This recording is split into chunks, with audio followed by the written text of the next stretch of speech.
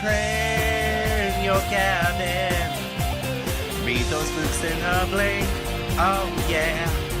Grab yourself a hot drink cause you're watching How to Train Your Gavin. Yep, that's me. Hey everyone, welcome back to How to Train Your Gavin. Today I'm doing a reading vlog. I haven't done a reading vlog since November, and I don't think I've done a themed reading vlog in quite some time. So this vlog is going to be dedicated to the Nutcracker.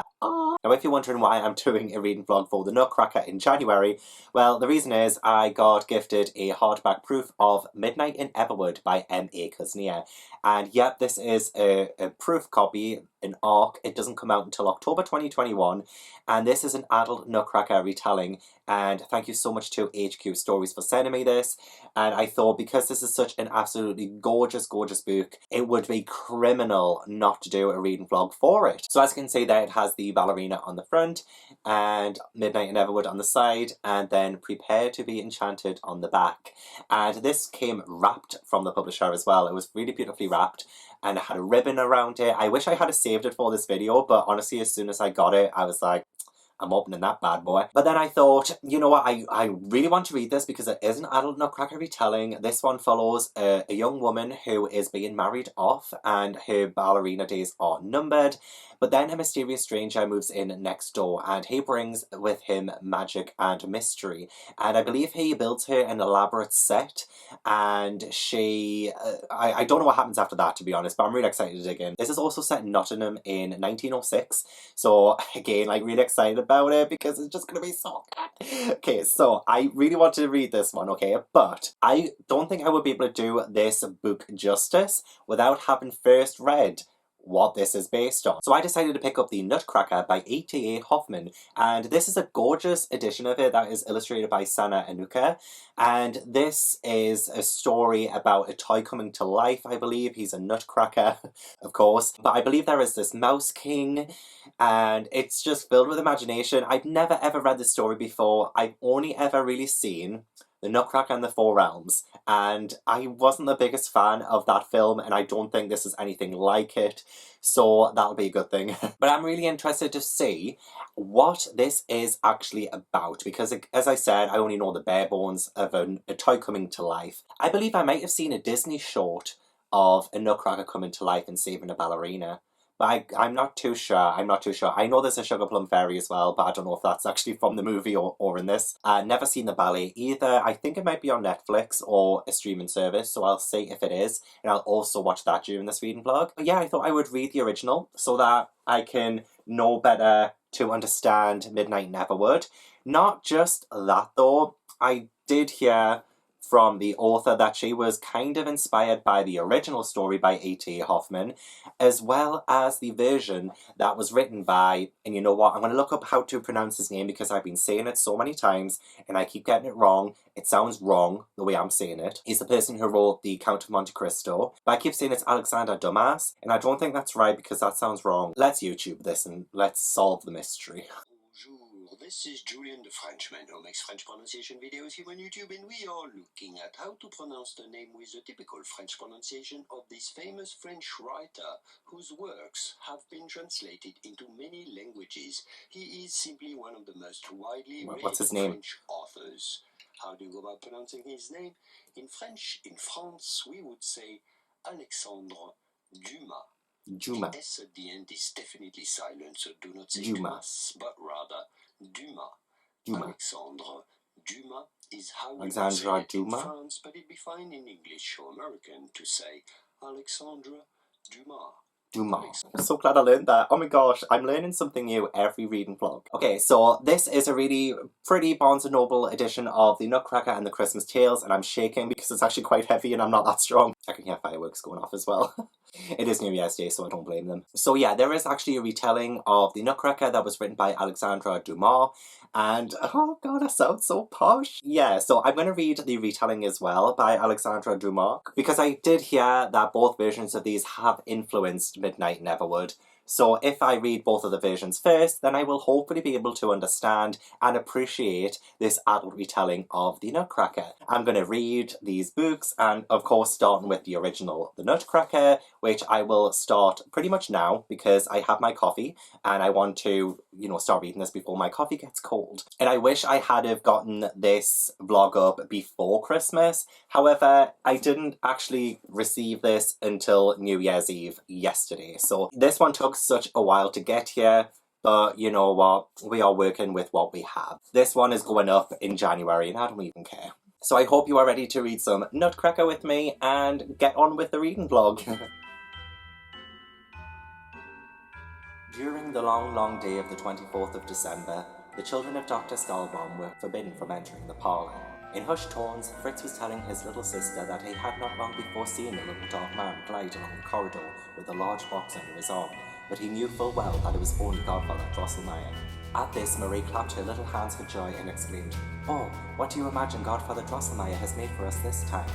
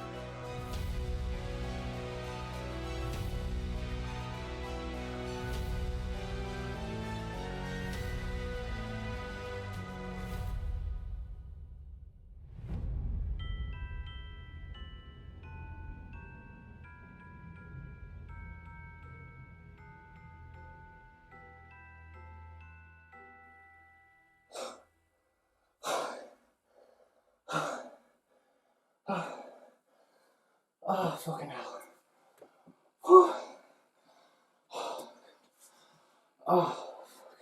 It's the second day of January now, and I have finished The Nutcracker, the original one by A.T.A. Hoffman, and I absolutely loved it. It was so imaginative, so magical. This is a perfect, Christmas Eve story. You could read it in one sitting. It took me a little while because I ended up filming some stuff, as you probably saw, so I didn't get to sleep until about, 3:30 in the morning or something.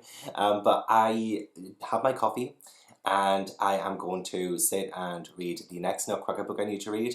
However, I do want to tell you a bit more about this one. Now that I've read it, I understand it a bit better. And honestly, this is fantastic. This is rather festive in a way, but not, because it is set on Christmas Eve. And we follow Marie, who she has a brother and a sister. And Drosselmeyer, who is a clockmaker and inventor in the town, brings loads of gifts for them. And one of them happens to be a nutcracker. And Marie really takes to the Nutcracker, and during the night the Nutcracker and the other toys come to life, and there is typically a battle between the Nutcracker and the Mouse King, and the Mouse King has 7 heads, and that's rather terrifying, not gonna lie. Marie, she sees it all, she tries to help, and when she tries to help she ends up fainting, and her parents don't believe her brother doesn't really believe her to begin with. And then it eventually kind of snowballs into Marie helping the Nutcracker, and then she ends up getting taken to the kingdom where loads of dolls and things come to life. So I remember there was a Lemonade River and a Rose Lake, Christmas Wood, Sweetmeat Grove. There's just the visuals in this one were just so good, and it really made me want to visit there. It just sounded fantastic. The imagination of it, as I said, it just blows me away. It is really quite nicely written as well. I thought it's not very character detailed or anything like that. I didn't feel compelled to Marie, but just the world in this, it comes to life, and you can feel it come to life. It really does feel magical. The illustrations by Sana Anuka as well are absolutely gorgeous. 10 out of 10 for the illustrations. They were so quirky and not like anything I've seen before. I just really love the story. There is a story within a story in this one, as we are told a story about a really ungrateful princess and a king who kind of initiates a feud with the mice because the mouse queen like ruined his supper or something. Like, you see the king and the princess be like so spoiled and so ungrateful, and while the mouse queen is rather horrible, she's not really that bad of a villain. Like, I understand where she's coming from a little bit. I'll not spoil anything then. I'll not spoil anything, but I am a little bit sympathetic towards her. And I probably shouldn't be, but I kind of am. Especially since the way the princess treats the nephew. But again, I'm not going to go too far into that. There are little things that kind of surprised me a little bit because I don't recall this happening in a Nutcracker story. So I've definitely not read this before, but I think I've seen a Disney short or an animated short movie of it. I think. I found it so wonderful. And honestly, now it's just made me even more excited to read Midnight in Everwood. So now I'm going to read the version by Alexander Dumas, and I cannot wait. I can't wait to see what he does with it. Like, I don't know how much more magical you can get than the original version. I was expecting the original to be not as good than it was. I don't know why I thought that. I just thought it's short. It's probably just going to be, you know, a bare bones of a story, but it's actually not. It's actually quite detailed and really wonderful. So I'm interested to see where Alexander takes it and find out what's different about it, what's similar to it, and then finally start Midnight in Everwood. So that's what I'm going to be doing this morning. I do have a drunk live show tonight with Ashlee and Becca for our patrons. It's a patron-only live show, so I'm excited for that, which is why I need to try and read this as quick as possible, so I can make a start on Midnight in Everwood and then do the drunk live. I predict I'm going to be very hungover tomorrow, but hopefully I'll finish this before the live. I will update you before the live, and yeah, happy second day of January to you.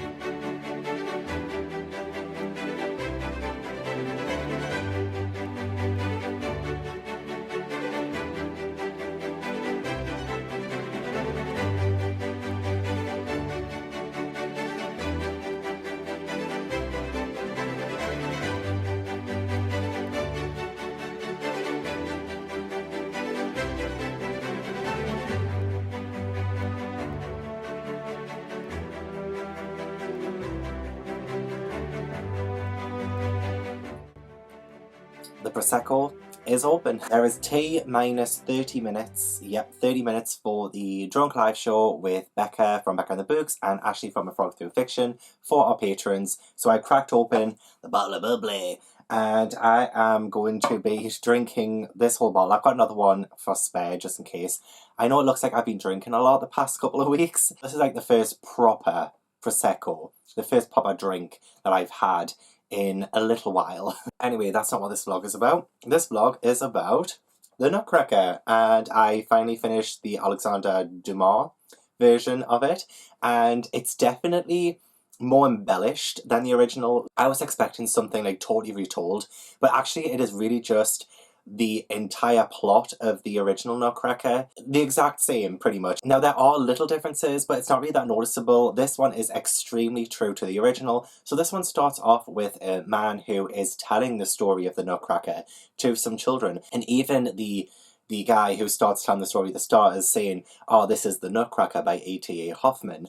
So really, I don't understand why Alexander retold the Nutcracker. It's literally just the Nutcracker, but with the narrator as someone else, but then it still goes into the third person. I'm a little confused. I don't know why this was made. You must have just been a huge fan of it and thought, you know what, I'm just going to embellish it. So while the original was quite short, this one is definitely a bit longer, and a lot of it is embellished. There is a lot more added to it. There's quite a lot of detail, and things like the war between the Nutcracker and the mice at the start of this is quite drawn out. Not just that, but there is that story. I mentioned this in the earlier update about the Princess Pilapati or something.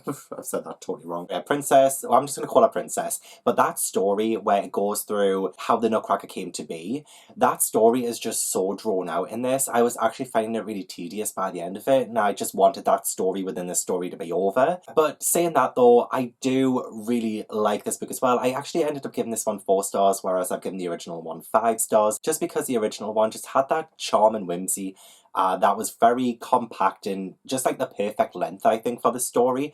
But I mean, saying that though, I did love the detail in this one. There is just so much more to love about it, so it's arguably better than the first one. But just on instinct alone, I just felt this was just a little bit drawn out and a little bit unnecessary at times. I love the detail though at the Kingdom of Toys though. I felt like it really came alive in this version. I also love the illustrations, and I don't know who the illustrator is in this because I don't think it mentions it. These illustrations in here are just as beautiful as the ones in the last Nutcracker that I read.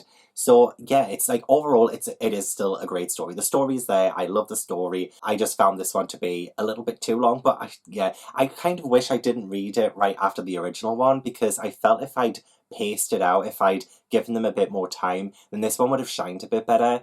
And this one is arguably better, it is. But I think, given time, I will probably end up appreciating this one more. I mean, still 4 stars is fantastic rating anyway.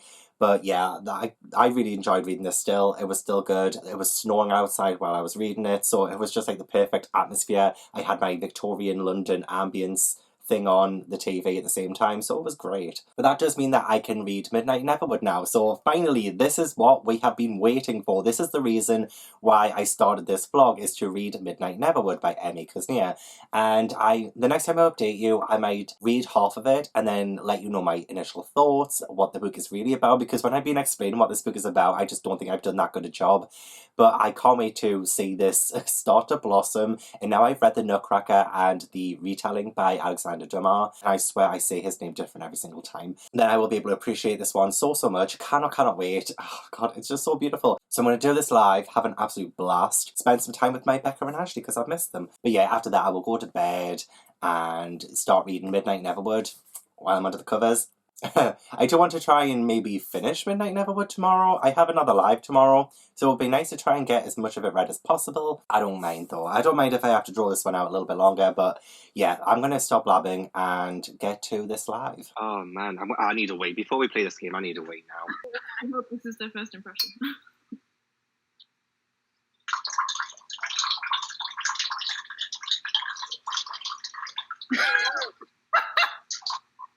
I'm gonna mute Gavin. Cause he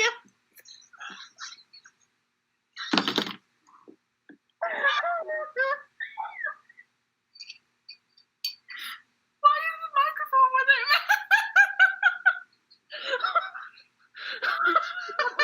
What just happened?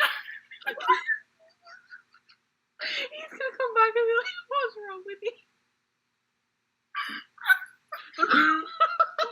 Why?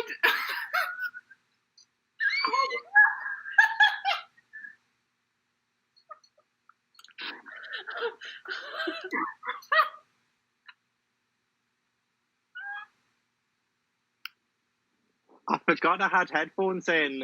I forgot. They're wireless. Oh, I'm knackered today. When I left you guys, I was about to do a drunk Patreon live with Becca from Becca and the Books and Ashlee from A Frog Through Fiction.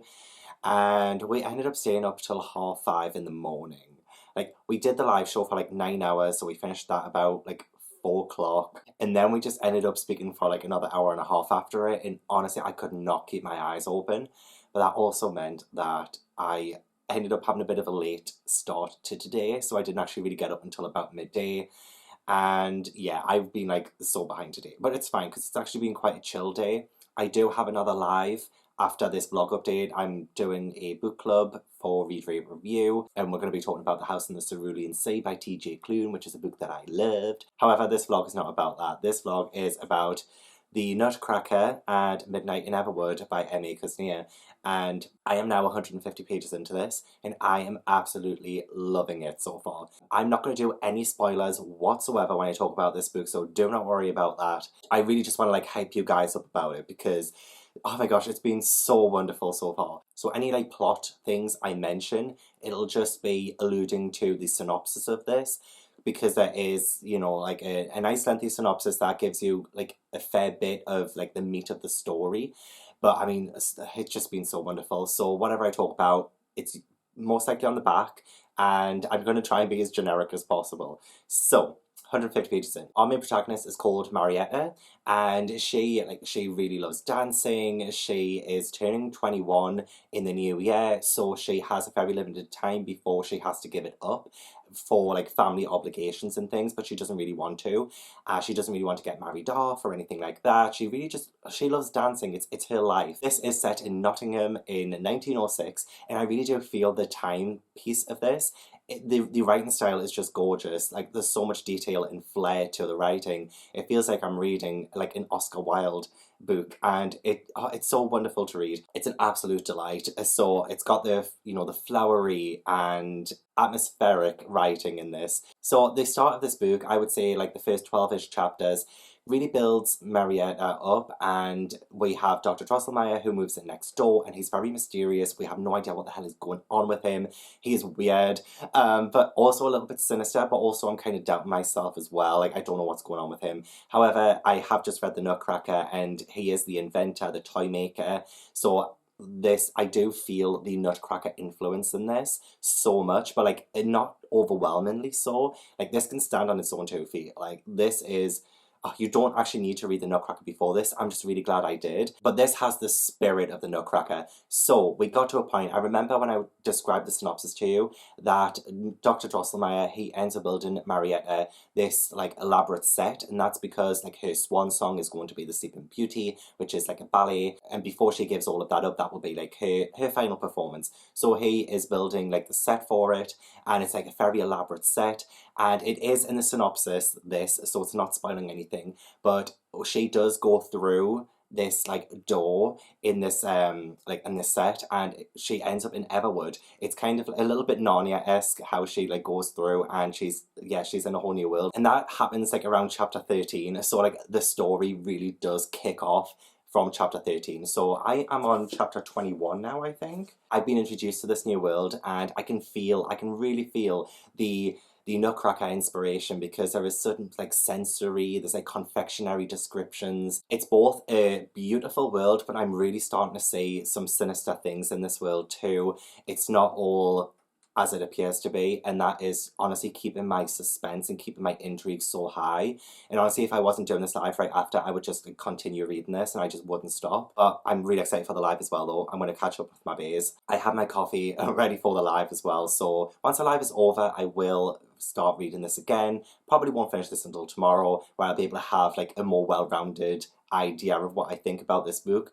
But so far, like, some great things has happened so far. It's kept me really interested. I was worried this would be a bit like The Starless Sea, which is beautifully written, but that one just didn't have any plot whatsoever, and it's why I didn't like that book that much. But this one, it has the beautiful writing, but it also has the plot in it. I'm really enjoying it. So yeah, I don't want to put it down, but yeah, I'm gonna have to, so I can do this live. So the next update I give you, it will be when I finish the book, and hopefully I can like share as much as I possibly can without spoiling it and make you guys so excited for it. That will be the goal, the dream.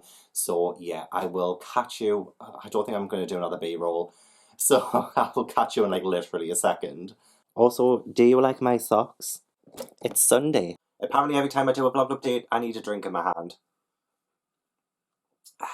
Oh god, that's strong. I have finished Midnight in Everwood and I absolutely loved it. Just building off on what I said in the last vlog update about this being like such a gorgeously told book, like it still stands. So I did leave you at around 150 pages in. So our main character, Marietta, she had pretty much just gotten to Everwood and we started to see little hints of some sinister stuff going on. And yes, there is way more sinister stuff. Marietta's situation gets progressively worse. And this is the kind of world where you can see its beauty, you can see how appealing it is to a lot of people, but then you really start to look a little bit closer and you realise, maybe I shouldn't be here, aka our current world. But the plot did really kick in at round about, you know, chapter 13, and after that it does like snowball into way more that goes on, especially with Marietta.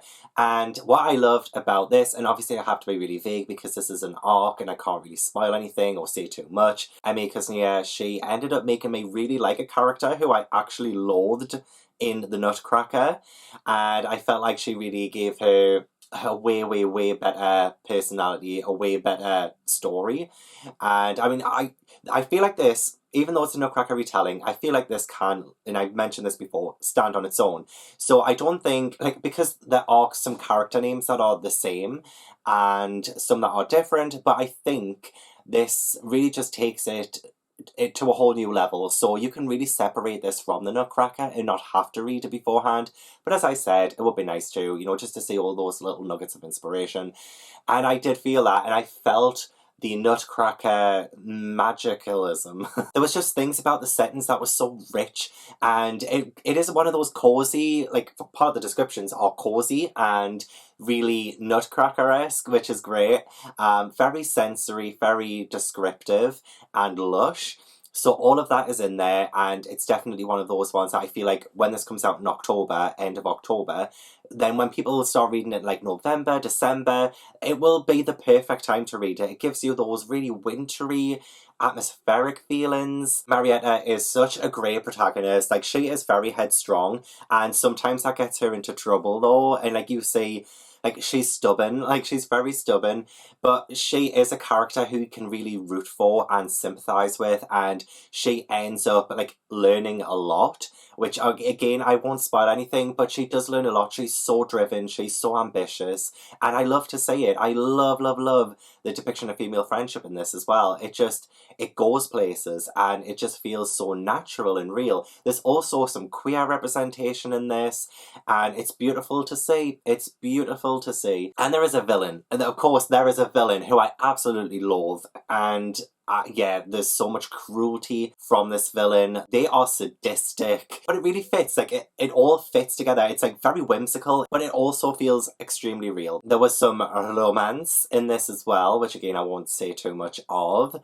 but I do have a little bit of a crush on someone. But also, the romance doesn't overwhelm it at all. It doesn't. So if you're not really a romance kind of person, I don't think it distracts you from the story, because this is just extremely character and story driven, but it doesn't allow the romance to like overpower that or anything. But there is, like, you know, this, that and everything, just to get your blood pumping, I guess. I absolutely adore this with my whole heart. I love the ending. I love where it went. I love the direction the story took. It was a gorgeous book. It's absolutely a gorgeous book. I cannot wait to see what the final cover of this is going to look like, by the way. I think it's going to be stunning, and I will be getting the proper copy of it when it comes out, because, wow. Completely enchanting, completely entrancing, completely... what other words can I use? Magical, whimsical. So yes, I'm so glad I read and loved this one, and I'm so glad I read the other two Nutcrackers as well beforehand, because it just lent to it. It was just so rich. Okay, I'm going to stop gushing about it now because I feel like I'm adding nothing now to the conversation. I'm just repeating myself. But I'm so glad because I discovered a 5-star read in this vlog. Also another 5-star read because I did genuinely love the first Nutcracker, like the original classic. It's probably one of my new favourite classics, and I still really enjoy Alexander Dumas' version of it, but it literally was just, hey, let me tell you the story of A.T. Hoffman's The Nutcracker, and then just repeated the entire story. So again, I feel like I need some time and distance from this one for me to appreciate it more, but I still definitely prefer this one over Alexander's version at the minute. But the real queen of the vlog is Midnight in Everwood by Kuzniar. So I will leave a pre-order link down in the description box, because get on that, man. get on that. I can't believe it's going to be, what, another 9 months before it's out? Oh, I loved it, and I think you guys will as well. And I hope you guys really enjoyed the vlog as well. Yeah, I don't think there's anything else to update you on. So if you enjoyed the vlog, please leave a like if you did, and subscribe if you haven't already. Leave a comment, let me know if you enjoyed the vlog or not. I mean, I'm up for critical discussion, and I will see you in the next video. Bye!